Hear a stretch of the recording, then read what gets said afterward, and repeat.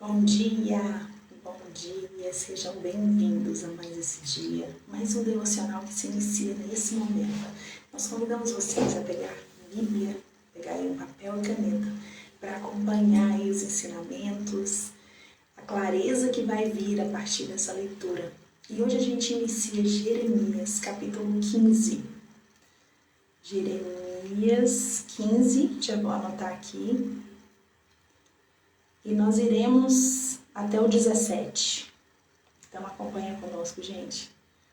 Grandes coisas o Senhor tem feito nesses dias do profeta Jeremias, grandes promessas, também anúncios, advertências, ensinando o povo, trazendo clareza, trazendo também aí, a gente consegue ver o resultado das ações que esse povo praticava na época deles. Tudo isso através dessa profecia de Ezequias, tudo isso através do chamado que ele tinha para trazer essa clareza. Então, gente, vamos iniciar essa leitura assim que o pessoal chegar por aí. Vocês verão aí o quanto... Bom dia, Luiz. Bom dia, Alex. Denise chegando por aí. Bom dia. Tudo Vocês bom? verão o quanto o poder e a palavra do Senhor operava nessa época e até hoje. Muitas vezes a gente se fecha para não ouvir, para não sentir os ensinamentos. Bom dia, Denise, seja bem-vinda. Bom dia, Jane. Seja bem-vinda, querida. Vamos lá então, gente. Bom, Tudo certo aí com o som? Deixa eu ajustar aqui. Tudo ok? Algum chato? Tudo certo? tudo certo. Maravilha, então. Vamos iniciar com uma oração, para que o Senhor possa trazer ainda mais clareza, nos inspirar aí nessa leitura. Vamos fechar os olhos. Mais uma vez. Pai, em nome de Jesus, nesse momento, nessa manhã, nós te pedimos e te imploramos que nos ajude nesse momento na nossa vida.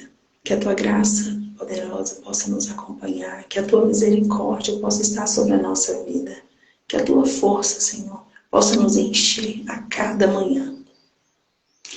Te pedimos, Pai, misericórdia sobre as nossas ações, sobre os nossos pensamentos.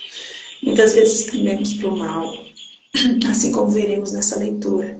Mas nós te pedimos, Senhor, que possamos ter um coração ensinável, que a cada dia possamos entregar o nosso coração para Ti, para que o Senhor possa fazer tempo e morada do Espírito Santo. Nessa manhã te pedimos clareza, para que possamos, Senhor, ter um maior esclarecimento da Tua Palavra nas nossas vidas. Obrigado pelo amanhecer, Senhor. Obrigado pelo levantar. Obrigado pela saúde. Não temos palavras para te agradecer. Obrigado por estarmos aqui, mais uma vez, lendo, entendendo e meditando na Tua Palavra. Que cada pessoa que passa por aqui, a partir de nós, possa ser ensinada, possa ser instruída pela Sua Palavra. Uma palavra que aconteceu muitos anos atrás, mas que até hoje, Senhor, é viva, é nova na nossa vida. Te agradecemos por tudo e em tudo, em nome de Jesus. Amém. Amém. Vamos lá, gente. Bom dia, Osana, seja bem-vinda. Bom dia, Silene Mendes, seja bem-vinda. Iniciaremos agora Jeremias, capítulo 15. Nesse momento aqui, gente, Jeremias, o Senhor fortalece Jeremias. Como assim, Lorena? Sim, era um momento de grande dor. O pessoal leu aí os capítulos anteriores, que antecede o 15, fala sobre as grandes dificuldades que eles estavam tendo com o povo, os líderes, principalmente as ações que eles praticavam na época, a forma como eles conduziam o reinado, a maneira como eles agiam, refletiam diretamente nos seus liderados, ou seja, no povo. E aquele povo, gente, infelizmente eles acompanhavam ali aquelas ações a serem tomadas, eles se comportavam daquela mesma maneira que o seu líder. Mas, felizmente, existia ali no meio. Claro que existia outros também, né? Mas existia um homem que se destacou muito, que foi Jeremias. Um homem que não se prostrou para idolatrias, um homem que não se rompeu com essas iniquidades, com essas coisas más que eram praticadas na época. E por isso, ele pagou um preço muito caro também. Então, tem algo que ia trazer que eu achei super interessante nessa leitura, mas primeiro eu gostaria de trazer os primeiros versículos, que foi muito impactante para mim, e pode ser para você também.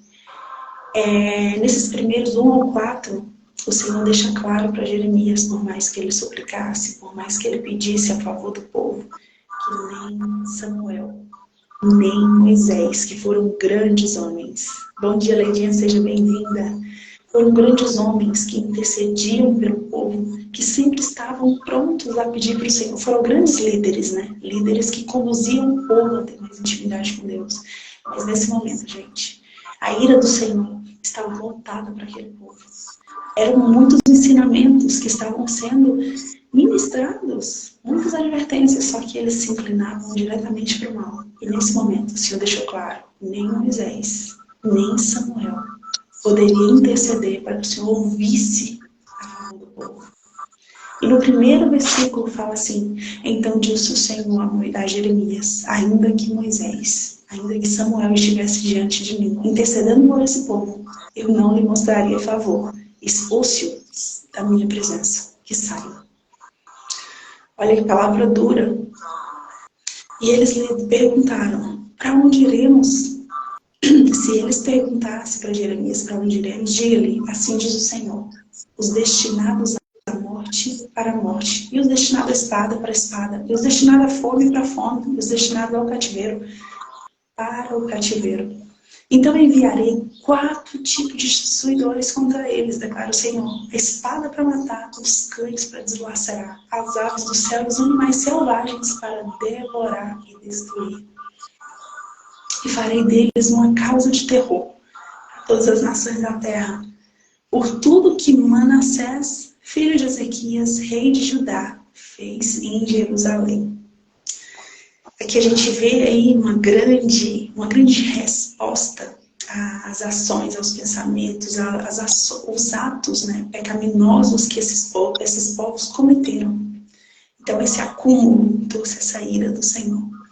E, gente, é muito doloroso. Muitas vezes nós passamos por uma dificuldade na nossa vida, com a perseguição na nossa cabeça, muitas vezes acontece mesmo, alguém levanta contra. E aí você tem uma certa dificuldade, mas enquanto é um Deus vivo, e quando essas palavras foram proferidas pelo Deus Todo-Poderoso, quem somos nós? O que esse povo fez, gente? Quais foram as ações para chegar nesse momento aqui, em que Deus se voltasse contra eles? Ou seja, que Deus permitisse com que todos esses atos se cumprissem, e Ele não os livrasse. Quem teria compaixão deles? Como Davi falava, né? Senhor, tenha misericórdia na sua ira.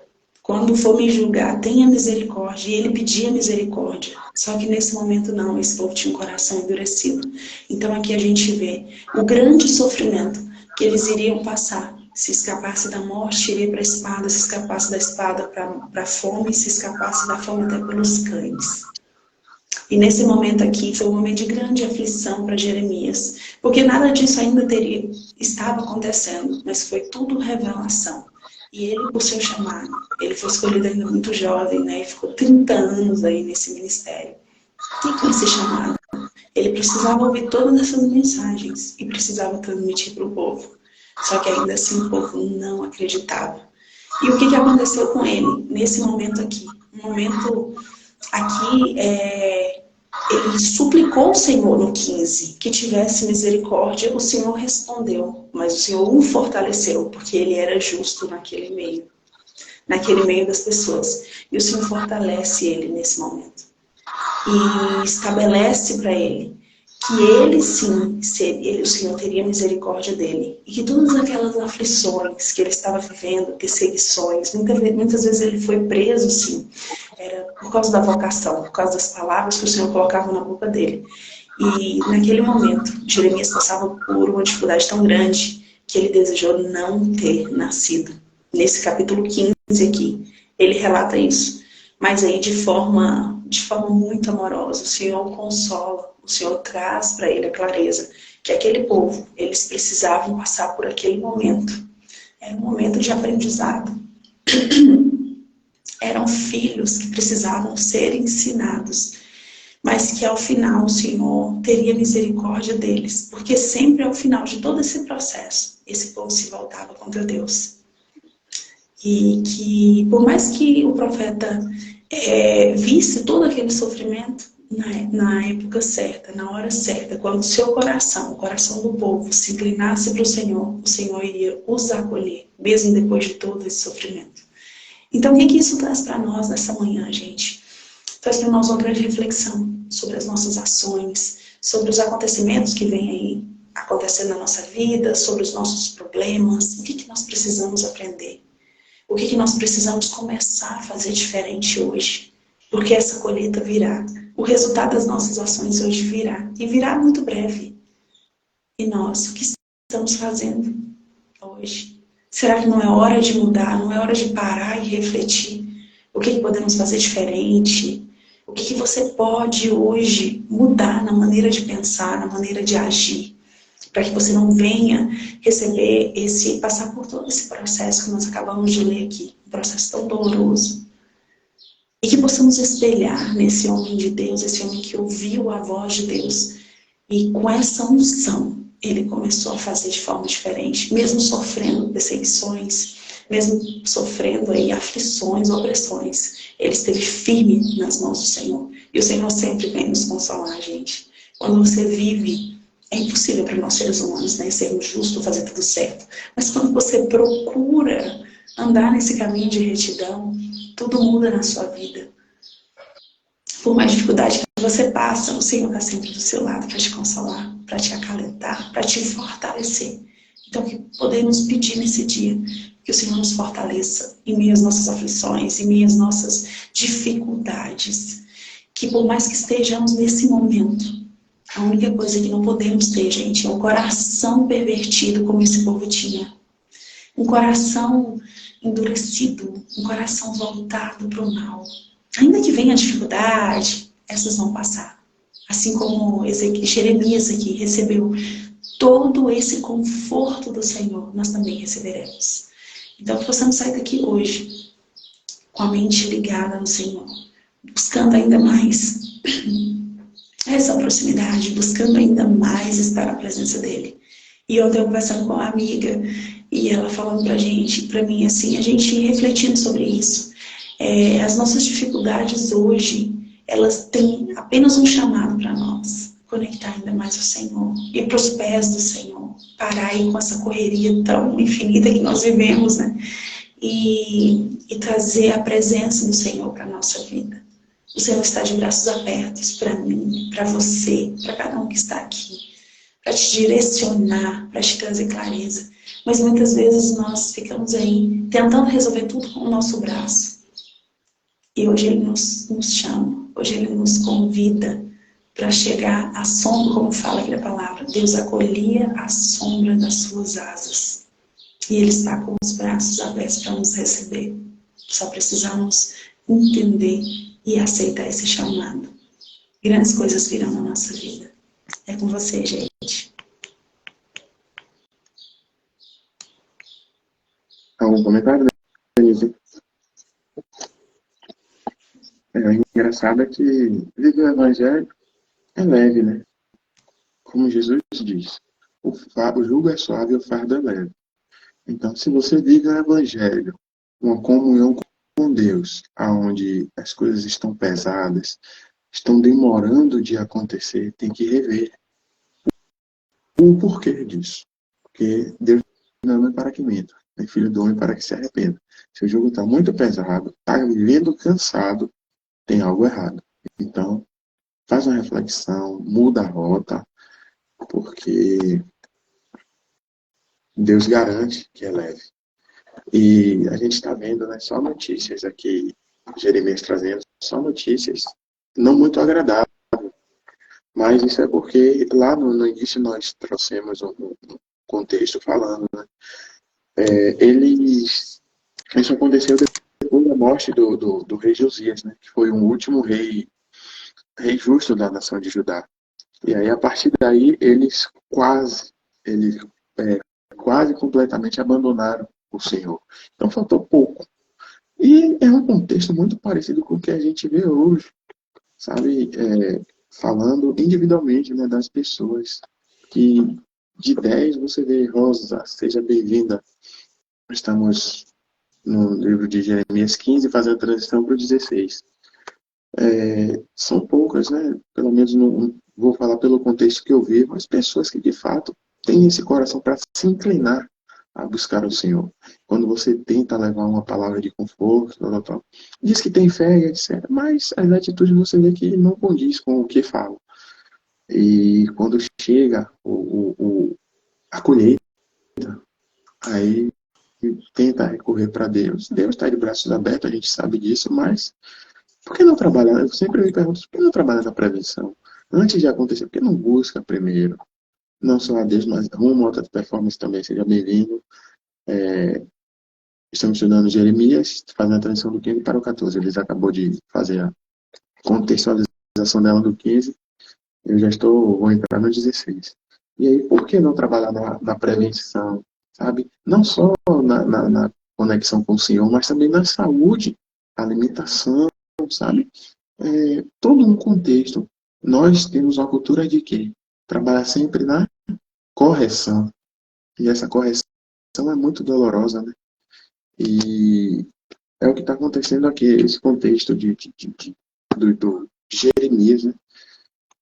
Perdeu alguém que tinha essa comunhão com Deus e aí passou a quase se afastar de Deus. Por que o quase se afastar? Porque será que são aquelas pessoas que eu acabei de falar, né? Eu creio em Deus. Erra, Deus. Erra, Deus. Quando está mais precisa, busca a Deus. Aqui no 16, o Senhor dá uma direção a Jeremias de uma vida de celibato, uma vida solitária, que é para refletir no povo, de Judá. E no início do capítulo, olha a palavra que o Senhor traz. Então o Senhor me dirigiu a palavra dizendo: não se case nem tenhas filhos ou filhas neste lugar. Você vê, a falta de conexão com Deus estava tão grande que não valia a pena. Por que não valia a pena? Porque, assim, o mal, quando está instalado em um local, a tendência é o quê? Ele se perpetuar. E a Bíblia fala sobre o quê? 4 gerações. Então, imagina, naquele período onde faltava pouco as pessoas se afastarem do Senhor, nascer mais uma geração, esse ciclo só ia perdurar. E quando há uma transição de geração, se você observar, tanto para bênção ou maldição, ela sempre vem maior. Uma família tem uma disfunção X, aí nasce os filhos dessa família, vem maior. Os netos, vem maior. Aí, se você pode fazer uma análise, eu estava fazendo na minha família. Quando chega na 4ª geração, independente de como estava, quebra o mal. Vai nascer um para esse mal começar a quebrar. E aí as coisas começam a clarear. Aí um ou outro dessa geração ainda pega os males, mas sempre vai nascer um para dar início a essa lavagem, que a partir dele ele vira referência para os demais que ainda estão, e aí começa. Então, aí o Senhor traz essa orientação para Jeremias, ele começar o celibato, que é não ter mulheres, não casar, para fazer uma limpeza. E aí começa ele trazendo, né, o que vai acontecer. Eles morrerão de doenças graves, ninguém pranteará por eles, não serão sepultados, mas servirão de esterco para o solo. Perecerão pela espada e pela fome, e os seus cadáveres serão alimento de aves e dos animais. Porque assim diz o Senhor: não entre numa casa onde há luto. Agora você vê, tem uma palavra em Salomão, acho que é Eclesiastes 2:7 a 7:2, mais ou menos, que fala, né? É melhor você estar numa casa de luto do que numa casa de alegria. E aquele não orienta que vá numa casa de luto. Porque aqui eu entendo trazendo esse contexto, diante de tanta negatividade, não tem como você extrair algo positivo num ambiente onde só tem negatividade, sabe? Tipo assim, ó, é, já ouviu aquela frase onde nós somos frutos do meio? Então Jeremias está puro perante o Senhor. Ele vai para um ambiente onde só ele é diferente. Ele pode ser voto vencido e terminar sendo contaminado por aquilo. Então não vá, Jeremias. Não vá. Então não vá prantear nem mostrar condolências, porque retirarei a minha paz, o meu amor leal e a minha compaixão desse povo, declara o Senhor. Tanto grandes como pequenos morrerão nesta terra. Imagina até os pequenos, né, que ainda não tem, mas está fazendo parte da geração, como a Bíblia diz, das 4 gerações de maldição. Não serão sepultados, nem se pranteará por eles, nem se farão incisos, nem se farão incisões, nem se rapará a cabeça por causa deles. Ninguém oferecerá comida para fortalecer os que planteiam pelos mortos. Ninguém dará de beber do cálice da consolação, nem mesmo pelo pai ou pela mãe. Não entre numa casa onde há um banquete, aqui também, ó. Lá em cima falou de luto, agora de banquete, da alegria que Salomão fala. Também, então, não entra em ambas as casas, para se assentar com eles a fim de comer e beber. Mesa é lugar de comunhão, né? Mas então aqui ele está falando, não vá ter comunhão com quem não tem comunhão comigo. Forte. E é muito forte isso. Então, temos que atentar, nós somos luz e estar atento a qual mesa nós estaremos sentando, porque ela pode influenciar muito no nosso futuro, no que nós vamos escolher, sabe? E se porventura chegar a sentar e a depender do que está sendo servido naquela mesa, o servir que ouviram falar é de o contexto de conversas, temos que estar atentos. Ou ser luz, né? De repente é uma conversa que está indo contra princípios. E aí, eu que tenho princípios, tenho conexão com o Pai, eu tenho que me posicionar. Por exemplo, a maioria das mesas, quando as pessoas não têm discernimento, tendem a quê? Falar mal das que não estão sentadas à mesa. Se eu tenho um princípio, o que eu tenho que fazer? No mínimo, fazer o que Salomão recomenda. O tolo calado, ele se passa por sábio. Então, nós seremos mais sábios calados do que comentando de alguma pessoa. Ou, ser mais incisivo. Se a pessoa não está na mesa, eu não posso falar dela. Entende? Se posicionar. Porque nós somos luz. E luz é para isso. É para trazer a clareza, mostrar quem somos, nos posicionar e não ficar aceitando que o contexto, o que o mundo quer trazer para a gente.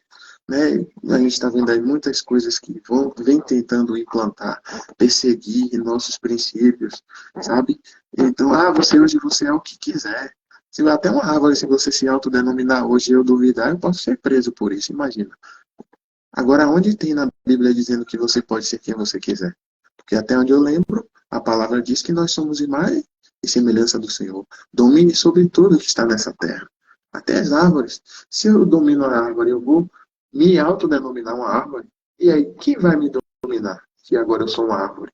Entende? Como eles vão tentando nos afastar da nossa essência, que é o Senhor. Então, nós temos que estar muito atentos para isso.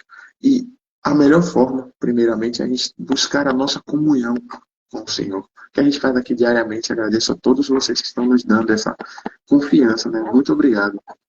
Então, é basicamente isso. E a gente vai finalizando no 19 ao 23, entra um clamor de Jeremias. Vamos lá, um cântico, né? Senhor, minha força, minha fortaleza, meu abrigo seguro na hora da adversidade. A ti viram as nações desde os confins da terra e dirão: nossos antepassados possuíam deuses falsos, ídolos inúteis que não lhe fizeram bem algum. Pode um homem mortal fazer seus próprios deuses? Sim, mas estes não seriam deuses. Portanto, Eu lhes ensinarei, desta vez, eu lhes ensinarei sobre o meu poder e sobre a minha força. Então então saberão que o meu nome é o Senhor. Então é isso, gente. O que vocês têm a acrescentar, Liz? Denise?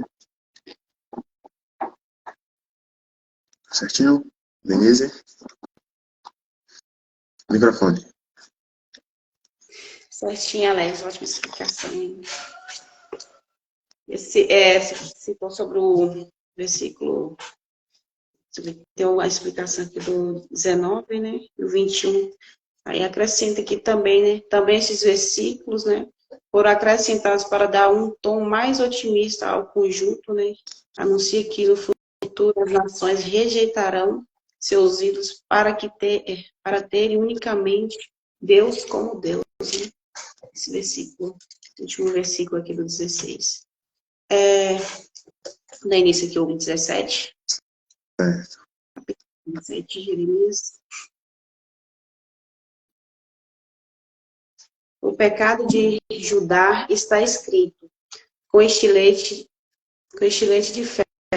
Está gravado com ponta de diamante na pedra do seu coração e também nas pontas de seus altares.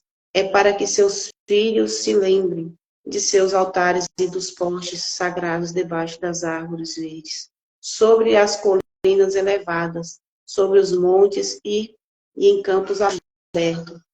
Por causa de todos os pecados que você cometeu em todos os seus territórios, vou entregar à pilhagem os bens e todos os tesouros que você possui.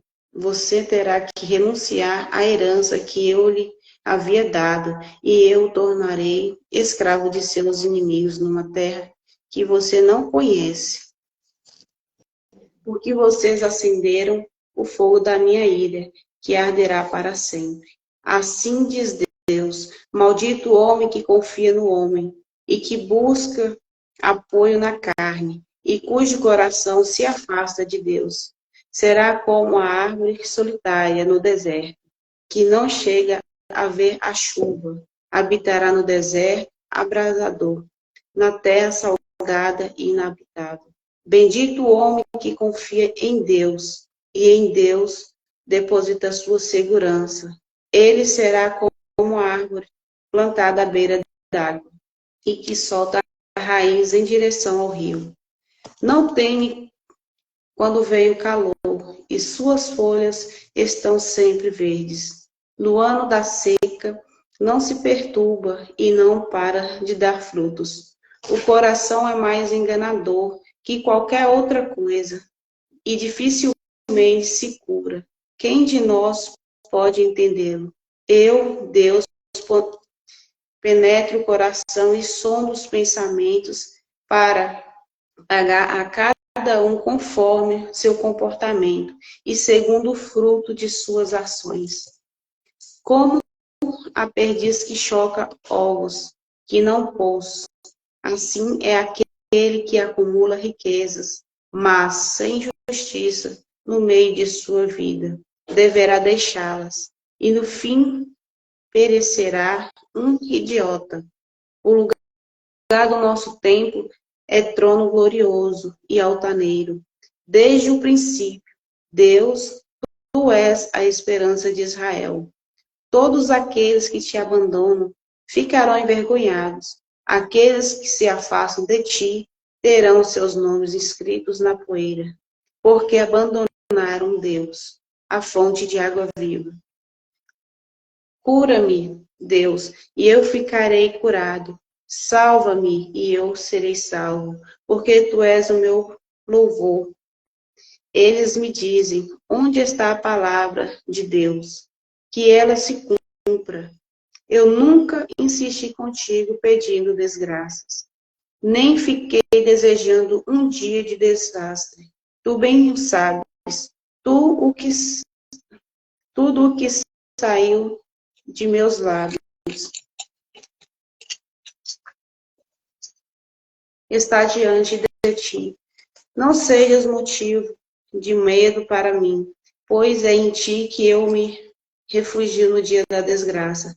Que fiquem envergonhados aqueles que me perseguem, e não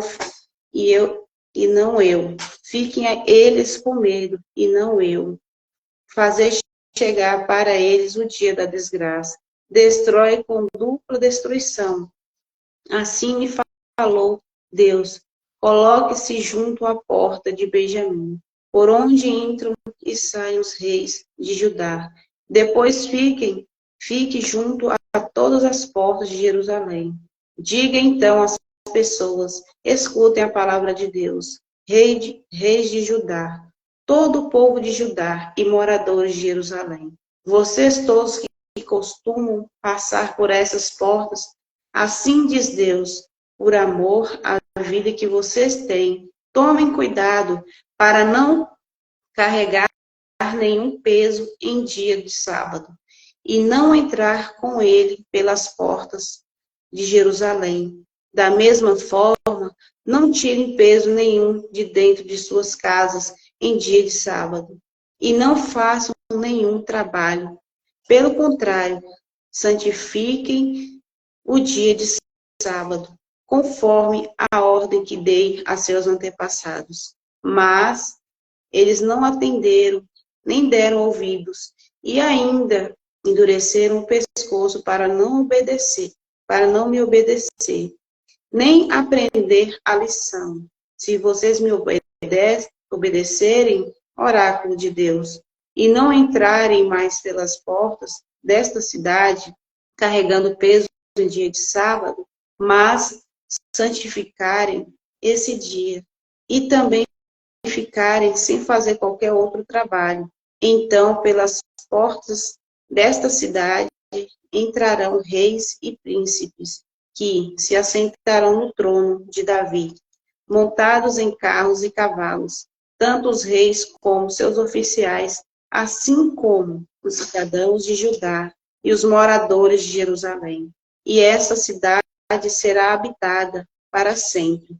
E então virá gente das cidades de Judá, das redondezas de Jerusalém, da região de Benjamim, da planície, das montanhas e do Neguebe, trazendo até o templo de Deus holocaustos, sacrifícios, oferendas, incenso e oferendas de ação de graças. Porém, se vocês não me obedecerem e não santificarem o sábado, e em dia de sábado carregarem peso ao entrar pelas portas de Jerusalém, então porei fogo nestas portas, ela queimará os palácios de Jerusalém e nunca mais se apagará.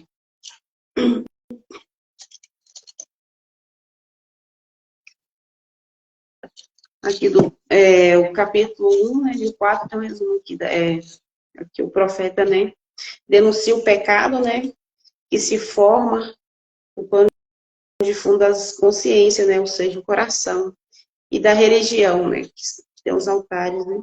O povo abandonou o projeto de Deus, Deus agora vai abandonar o povo aos projetos ambiciosos das nações. No versículo 5 ao 13, né, o homem é um ser que busca segurança, onde poderá encontrá-la. Alguns a buscam em outras pessoas, né? Outros em si mesmo.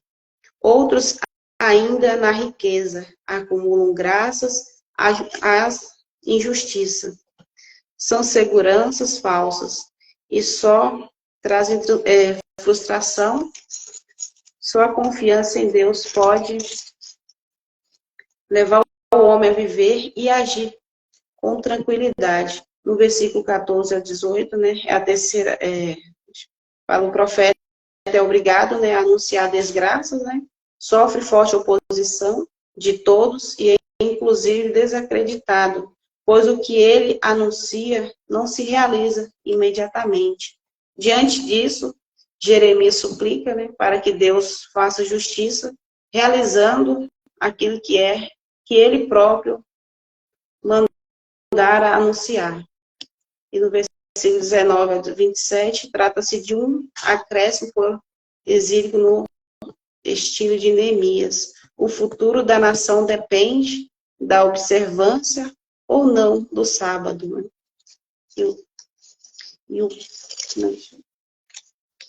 No versículo 5, que fala sobre, né, assim diz Deus, maldito o homem que confia no homem e que busca apoio na carne e cujo coração se afasta dele. Quantas e quantas vezes acabamos colocando nossa confiança, né, nas pessoas, né, sendo que às vezes nós não podemos nem confiar em nós mesmos, né, que nós temos essas falhas, né, e tem gente que, você vê que a confiança, né, às vezes a gente confia tanto, né, nos nossos pais, sempre eles vai mentir em alguma coisa, né, às vezes ele para amenizar a situação, né, como tem vários irmãos, eles acabam aqui amenizando, falando alguma mentira, então a gente, às vezes, nós não podemos, né, depositar essa confiança totalmente, né, nelas, né, e somente no Senhor, para que a gente não fuja da presença do Senhor. Vocês têm algo a acrescentar?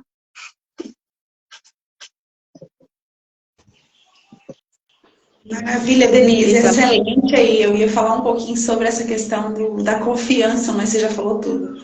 Eu só achei interessante que na hora que você começou a ler, eu me atentei que lá em 1º de Salmos fala assim, bem-aventurado o homem que não...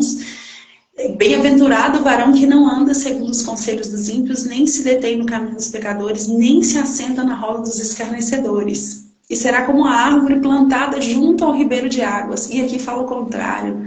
Maldito é o homem que confia no homem, que faz da humanidade mortal a sua força. E depois fala, ele será como um arbusto no deserto. Não verá quando vier o bem. Habitará em lugares áridos, uma terra salgada, onde não vive ninguém. Então, assim, totalmente o contrário de estar na presença do Senhor e ter o coração enganoso, falou anteriormente, e voltado à sua confiança, a sua esperança no homem. Infelizmente, gente, não que a pessoa seja má, porque nós, seres humanos, não temos essa capacidade de prover o nosso próximo. Nós não conseguimos prover nem a nós mesmos. Então, é muito lindo essa comparação aí, de confiar no Senhor e confiar no homem. Confiar em dinheiro, confiar em coisas, em objetos. É extraordinário. Essa comparação aqui fechou o dia de hoje. Continua aí, gente. Alex. Só pegar um gancho no final. Na parte que ela falou que ele era perseguido, né, quando ele liberava as profecias e não se cumpria na hora. Mas quando o Senhor traz, dá um direcionamento, não é para acontecer de imediato, é muito difícil, né? Então, ali, o Senhor sempre usando Jeremias para trazer alertas, alertas, alertas. Só que ele não cria porque não acontecia de imediato. E assim, hoje, né, a gente está vendo, a palavra está apontando para o que vai acontecer, principalmente a volta de Jesus. Mas muitos não acreditam, porque não está vendo acontecendo. Só que os sinais estão acontecendo. E nós vamos ficar parados ou continuar levando? Ide em todas as nações e pregai o Evangelho. Então é isso, gente. Mais um dia para a honra e glória de Deus. Bom dia, gente. Gratidão pela companhia, Alex, Denise, pela parceria. O pessoal que assistiu aqui online, que vai assistir gravado, que essas palavras possam realmente tocar o seu coração, como está tocando o nosso a cada dia. Gratidão pela parceria, pela companhia aí no dia de hoje. Amém. Um abraço. Tchau, tchau. Bom dia. Bom dia.